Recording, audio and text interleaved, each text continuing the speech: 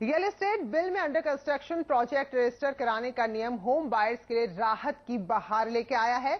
इससे कई साल से पैसा देने के बावजूद जिनको अब तक उनका घर नहीं मिल पा रहा था, जो अब तक इंतजार कर रहे थे, अब जल्द ही उनको उनका हक मिल जाएगा। इतना ही नहीं, इसके साथ ही एक्ट में कहा गया है कि डेवलपर्स को कुल प्रोजेक्ट कॉस्ट का 70% एस्क्रो अकाउंट में जमा कराना होगा।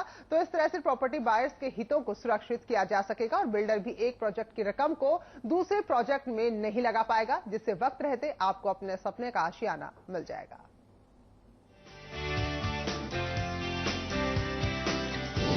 ऑनगोइंग रियल एस्टेट प्रोजेक्ट कराने होंगे रजिस्टर। एनसीआर में सैकड़ों प्रोजेक्ट अंडर डेवलप। डेवलपर्स को प्रोजेक्ट कॉस्ट का 70% एस्क्रो अकाउंट में जमा कराना होगा। प्रोजेक्ट कारपेट एरिया के आधार पर लॉन्च होंगे। बायर्स के हितों की सुरक्षा। Real estate regulation and development bill 2016 के रूल्स में स्पष्ट कर दिया गया है कि राज्य में रियल एस्टेट रेगुलेटरी अथॉरिटी बनने के बाद 3 माह के भीतर सभी डेवलपर्स को अपने ऑनगोइंग प्रोजेक्ट्स रजिस्टर करने होंगे। रूल्स में कहा गया है कि डेवलपर्स को अपने सभी ऑनगोइंग प्रोजेक्ट्स रेगुलेटरी अथॉरिटी में रजिस्टर कराने होंगे। ऑनगोइंग वो प्रोजेक्ट होंगे जिनका कंप्लीशन नहीं किया गया है। ऐसे में ये बिल होम बायर्स के लिए किसी राहत से कम नहीं है। मार्केट को तो एक कॉन्फिडेंस मिलेगा ही, जो एक अनसर्टेनिटी रियल एस्टेट सेक्टर में चल रही है उसको एक कॉन्फिडेंस निश्चित रूप से मिलेगा।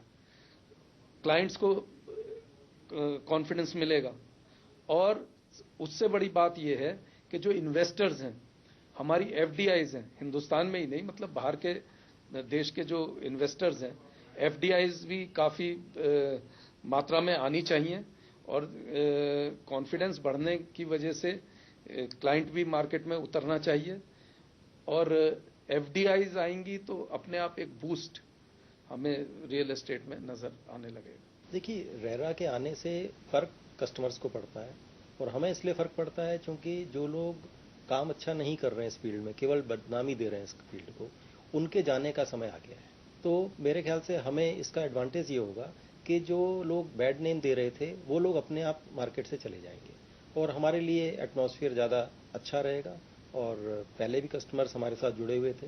रेरा के आने से सिर्फ एक ये फैक्टर हमें पॉजिटिव लगता है कि खराब लोग बाहर होंगे और अच्छे लोग काम करेंगे। वहीं डेवलपर्स चाहते थे कि एक्ट नए प्रोजेक्ट्स पर लागू हो और पुराने प्रोजेक्ट्स को एक्ट में शामिल ना किया जाए, लेकिन केंद्र सरकार ने इस डेवलपर्स की मांग को खारिज कर उन बायर्स को राहत प्रदान की है जो कई साल से पैसा देने के बावजूद अब तक अपने घर का इंतजार कर रहे हैं।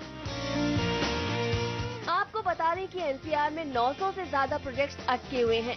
ऐसे में यदि ऑनगोइंग प्रोजेक्ट्स को रियल एस्टेट एक्ट में शामिल ना किया जाए तो इन प्रोजेक्ट्स के बायर्स को एक्ट का फायदा नहीं मिलेगा और देश में ऐसे प्रोजेक्ट्स की संख्या हजारों में है। ऐसे में यह नियम बायर्स के लिए राहत की बहार लाया है और वर्षों से अपने घरों का सपना देख रहे बायर्स के इस सपने से धुंध की चादर अब हटती दिख रही है।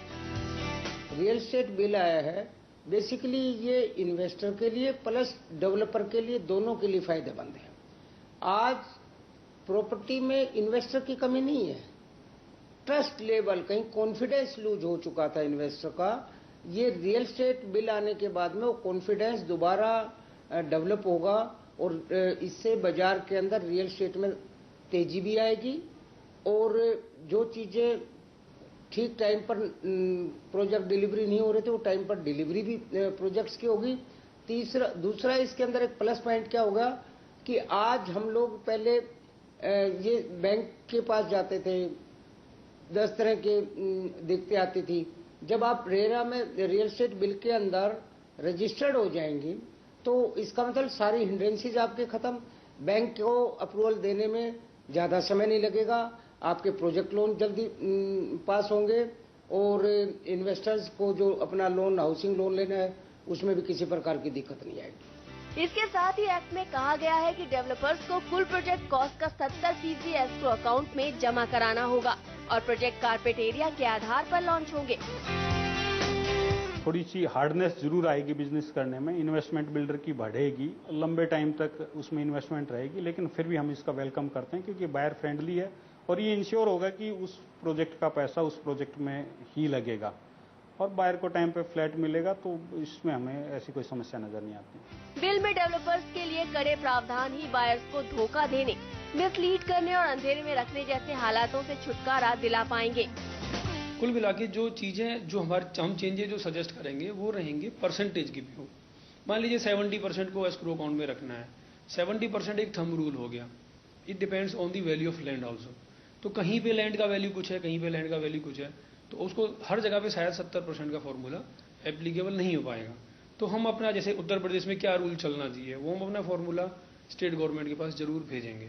रही दूसरी चीज, रूल बुक में या पहले एक्ट में भी नहीं है कि जो डिले होने पे जो चीज है, तो डिले क्या बिल्डर की तरफ से ही है या डिले कहीं गवर्नमेंट एजेंसीज की तरफ से भी होती है। अप्रूवल्स होने में अगर टाइम लगता है तो हम ये रिक्वेस्ट करेंगे कि उन लोगों को भी या तो इस एक्ट के दायरे में लाया जाए जो अप्रूविंग अथॉरिटीज हैं, और अगर नहीं है तो एटलीस्ट उनके लिए कोई चार्टर डिसाइड हो कि इस पर्टिकुलर टाइम फ्रेम में उन्होंने डिसीजन देना ही देना है। अगर वो डिले उसकी तरफ से है तो वो बियॉन्ड डेवलपर के कंट्रोल मानी जाए और उस पर पेनल्टी उस पर ना लगाई जाए, उसको बल्कि और थोड़ा सा सपोर्ट किया जाए कि वो टाइम पे अपना घर दे पाए, उसके लिए उसको अप्रूवल्स ऑन टाइम मिले, ये हम चाहते हैं। रियल एस्टेट बिल का मकसद बायर्स के हितों की सुरक्षा करना है और बिल के नियम प्रभावी होते ही उनके खून पसीने की गाड़ी कमाई से घर खरीदने का सपना हकीकत में सच होता नजर आएगा। प्रॉपर्टी एक्सपर्ट, समाचार प्लस।